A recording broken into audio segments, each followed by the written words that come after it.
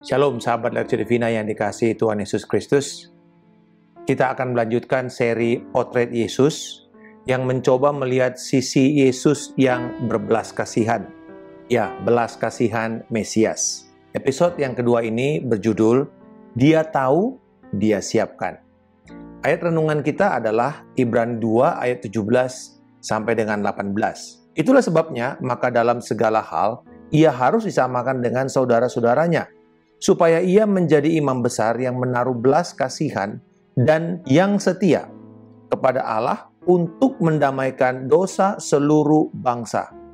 Sebab oleh karena ia sendiri telah menderita karena pencobaan, maka ia dapat menolong mereka yang dicobai. Penulis kitab Ibrani ingin menegaskan bahwa Yesus Kristus itu lebih unggul, lebih superior dari tokoh-tokoh perjanjian lama seperti Musa dan semua para nabi yang ada.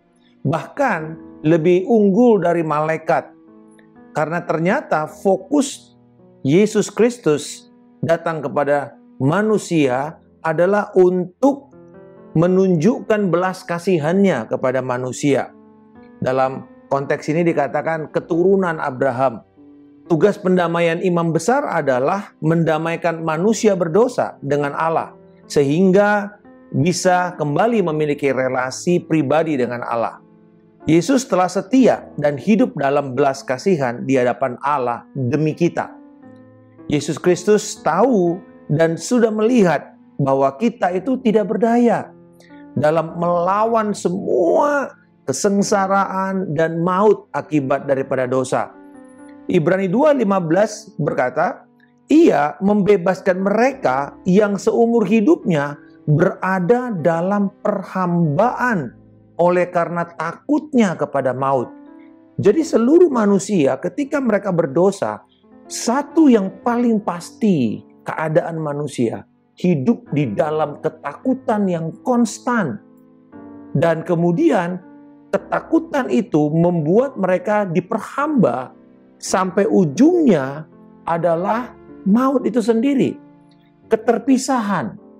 Ada orang berkata, kalau saya masuk neraka, saya terpisah dari Allah selama-lamanya. So what? I don't believe God. Nah, persoalannya begini. Itu sebenarnya konsep yang kurang tepat.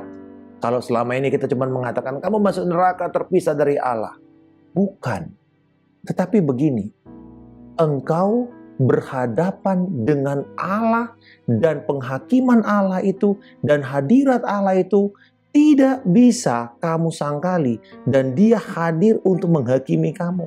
Jadi bukan berarti kemudian saya nggak percaya Allah lalu kemudian saya di neraka saya enak-enak aja sebab saya nggak tahu Tuhan nggak ada kok. Bukan itu. Karena kekudusan Allah akan menghukum semua orang termasuk mereka yang terpisah. Hubungannya dengan Allah tidak ada, tetapi hadirat dan penghakiman Allah tetap ada kepada orang itu. Itu yang sebenarnya mengerikan. Dan itu terjadi kekal. Jadi manusia itu begitu ketakutan karena once mereka mati, tidak ada lagi kesempatan terpisah dari Allah dan bahkan sekarang menghadapi resiko berhadapan dengan Allah yang kekal dan Allah yang suci dan akan dihukum selama-lamanya. Apa yang telah kita lihat dalam keadaan ini, Yesus ternyata sudah lihat. Jauh sebelumnya dia sudah lihat dan kemudian dia juga tahu kita tidak berdaya melawan semua dosa dan maut itu. Coba bayangkan, kalau penasihat hukum atau lawyer itu dalam membela kliennya, dia harus menunjukkan profesionalitasnya. Maka dia harus menjaga jarak supaya dia tidak masuk ke dalam emosi daripada si kliennya. Bahkan kalau yang biasa-biasa saja dia akan bilang, ya nanti hasilnya bagaimana kayak terserah kamu. Terserah pengadilan. Saya nggak terlalu tergerak hati saya. Jadi sedih atau apa kalau misalnya si kliennya harus masuk penjara. Enggak. Dia akan membela sebaik-baiknya, tetapi putusan pengadilan dia harus terima. Itu seorang penasehat hukum.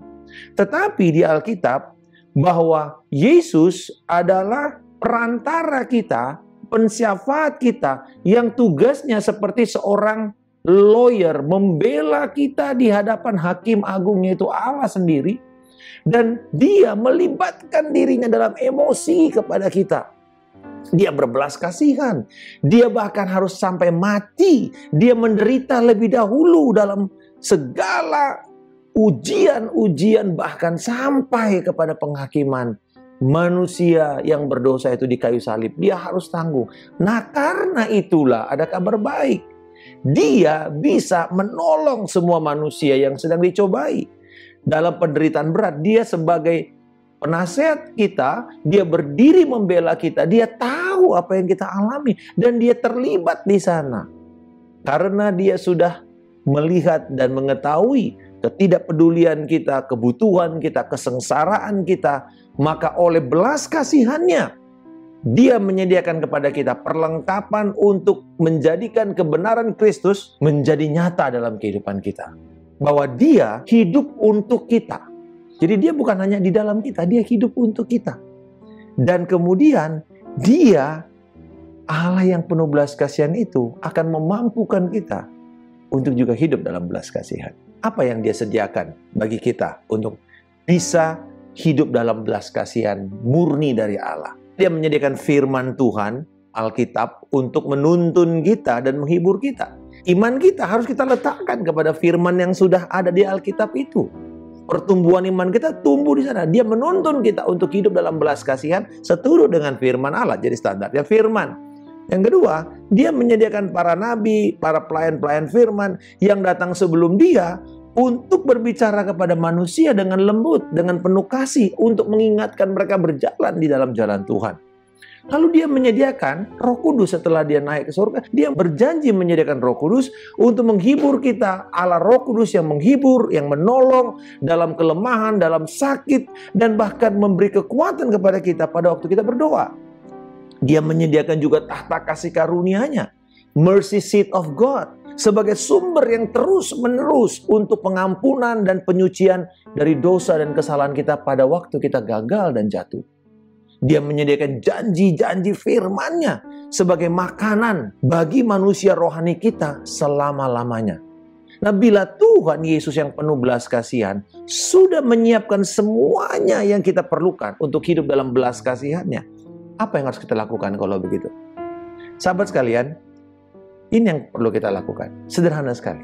Ambil dan gunakan semua perlengkapan yang sudah Kristus sediakan kepada kita. Untuk kita bisa berjalan di dalam kebenarannya, bergerak di dalam kasih-Nya, dan juga yang datang dari kuasa Roh Kudus, yang memberikan kita keyakinan penuh. Dan pada waktu kita gagal, oh ada tahta kasih karunia Allah. Kita dengan kerendahan hati mengakui, bertobat, berbalik, maka pengampunan itu tersedia kepada kita. Mari hari ini, ambil seluruh perlengkapan itu, kenakan kepada kita, sehingga kita bisa berjalan di dalam belas kasihan Tuhan Yesus, seperti yang Dia inginkan kepada kita. Bapa di surga, aku bersyukur, bukan saja Engkau mengetahui ketidakmampuan kami, penderitaan serta ketidakpedulian kami, tapi Engkau juga bertindak, menyelamatkan, bahkan menyediakan kepada kami segala perlengkapan yang kami perlukan untuk hidup di dalam belas kasihan. Terima kasih Tuhan untuk seluruh perlengkapan ini.